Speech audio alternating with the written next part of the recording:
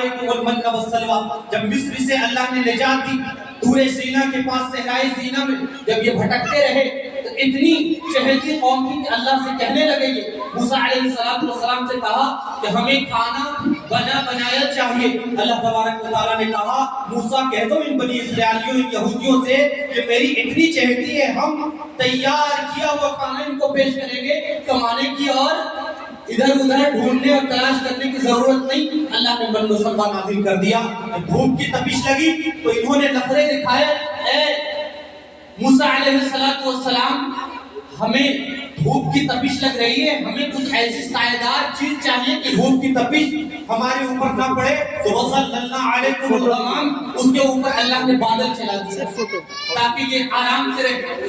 مفتی صاحب کہہ رہے تھے کہ 12 قبیلے تھے، یوسف علیہ السلام اور بنیامین یہ دو ہیں اور 10 بھائی ملا کر 12 قبیلے تھے۔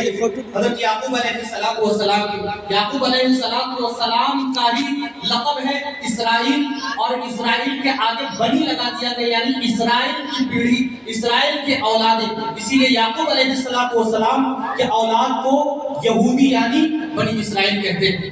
اب ایک اور نقطے کے ہوئے کیا شروع، انہوں نے کہا کہ ہمیں بغل میں آپ دیکھیں میپ میں صحرائے سینا دیکھیں، بغل میں ریڈ سی ہے اور دوسرے بغل میں عربین سی ہے، ان دونوں کو آپ دیکھیے میپ میں تو اس کے پانی نہیں پیئیں گے ہم، کیا چاہیے ہمیں؟ تو چاہیے کہ ایک پتھر ہے اس پتھر سے جاری کر دیجئے۔ اللہ نے فرمایا کہ اے موسیٰ یہ میری چہیتی قوم ہے، یہ کہہ رہی ہے تو فَاضْرِبْ بِعَصَاكَ الْحَجَرَ، اپنے اس ڈنڈے کو ماریے نا اس پتھر پر۔ 12 چشمے نکال دیے، 12 عَيْنًا کہ ہر قبیلے والے ایک چشمے سے پانی پی رہے ہیں۔ یہ چہیتی قوم کی، لیکن جب انہوں نے وہ اللہ کی دی ہوئی کتاب سے روگردانی کی، جب ان کو پیٹ کے پیچھے چھوڑا، اپنے نفس پرستی میں اللہ کے احکامات کو انہوں نے بھلا دیا، پھر اللہ تبارک و تعالیٰ نے ان سے انتقام لیا، ایسا انتقام کہ قسم خدا کی ابھی ان اسرائیلیوں اور ان یہودیوں کے لیے ایک بھی اپنا ملک نہیں ہے، وہ تو ہمارا ملک قسم کر کے یہ بدبخت بیٹھے ہوئے ہیں، انشاءاللہ وہ بھی آزاد ہوگا۔ رسول نے کہا تھا قیامت کے اخیر میں، قرب قیامت میں ہر پتھر ہر درخت آواز دیں گے جن کے پیچھے یہ یہودی چھپے گے کہ آ جاؤ ایھا المسلمون تعال، ادھر آئیے مسلمان، یہاں وہ بدبخت قوم چھپی ہوئی ہے۔ یہی حال ہم لوگوں کا ہے۔ اللہ نے فرمایا تلک الایام نداولها بین الناس، اے امت مسلمہ اپنے ذہن و دماغ میں اس بات کو رچ لیجیے اور بٹھا لیجیے کہ ہم انسانیت کی تاریخ کو بدلتے رہتے ہیں۔ حضور صلی اللہ علیہ وسلم کا زمانہ ہے، ہجرت کا زمانہ ہے 623 عیسوی، وہاں سے لے کر کے اگر آپ چلتے رہے تو 1256 تک مسلمانوں کا عروج کا زمانہ رہا، لیکن مسلمانوں نے قرآن مجید کو پیچھے چھوڑا، عیاشیوں کو اپنایا۔ اس کے بعد پھر مال و دولت میں جب مغرور ہو گئے تو پھر اللہ نے کہا کہ اے تاتاری جا کر ان مسلمانوں کو جو ہمارے احکامات کو بھلا دیے ہیں اجاڑ دے، ہم دوسری قوم کو لے آئیں گے۔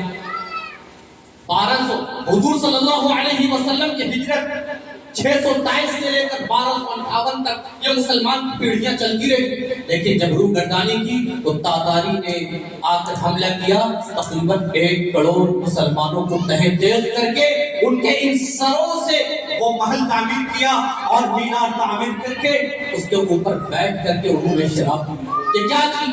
یہی حالات ہیں 712 سے لے کر 1499 تک اندلس میں بڑے عروج کا زمانہ ہے مسلمانوں کا، لیکن مسلمان کے اندر جب پھول پڑا آپس میں، قرآن مجید کو ہٹایا، آپس میں اختلافات جب پڑے ہیں تو پھر اندلس سے ایسا نکالا گیا ان مسلمانوں کو کہ ابھی 1% بھی مسلمان نہیں ہے اندلس میں، تمام مسجدیں آپ کی رہ گئی۔ اسی لیے اس بات کو یاد رکھیں، اگر سیاست میں آپ نہیں جائیے گا، اگر قرآن مجید پر عمل نہ کیجیے گا، رسول کے احکامات کو پیٹھ کے پیچھے ڈال دیجیے گا، تو یاد رکھیں اللہ تبارک و تعالیٰ کے لیے ممکن نہیں۔ اس قوم کو بدلیں گے، دوسری قوم کو لائیں گے کہ ہم لائیں گے۔ تاتاری مسلمانوں کو چن چن کر قتل کرتے تھے، اور وہ اگر اس کی عورتیں بول دیتی تھی ایک مسلمان کو تم یہیں کھڑے رہو، میرے پاس تلوار نہیں، گھر سے اور اپنے خیمے سے تلوار لے کر کے آتی ہوں تو میں قتل کرنے کے لیے، اس مسلمان میں اتنی بزدلی آ گئی تھی ہل نہیں سکتا تھا۔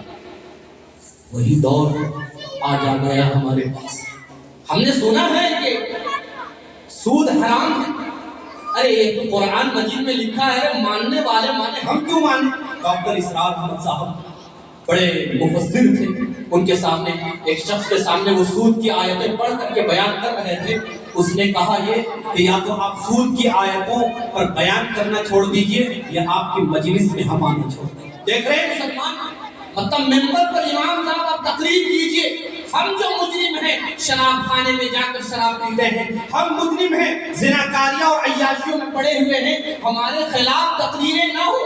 آپ کی تقریریں محدود ہو جائیں نماز کے اوپر، آپ کی تقریریں محدود ہو جائیں روزے کے اوپر، آپ کی تقریریں محدود ہو جائیں انہی حج اور عمرے کے اوپر. آپ اس سے الگ ہو کر معاشرے کے اوپر بات نہ کیجئے. امت مسلمہ اس جگہ پر کھڑی ہو چکی ہے. میرے ساتھی کا واقعہ ہے چمپارن کا، جب وہاں پر میرے ساتھی گئے، مولانا یوسف صاحب مظاہر جب گئے ہیں وہاں پر، جب بیان کرنے لگے ہیں تو وہاں کی کمیٹی کے ممبران میں سے 2 شخص آ کر کے ان سے کہہ رہے ہیں یہاں پر کوئی سودی چیزیں عورتوں میں چلتی ہیں، اس کے بارے میں آپ کو تقریر نہیں کرنا ہے. آپ تقریر کیجئے گا تو پھر عوام میں انفشار کا ماحول پیدا ہو جائے گا.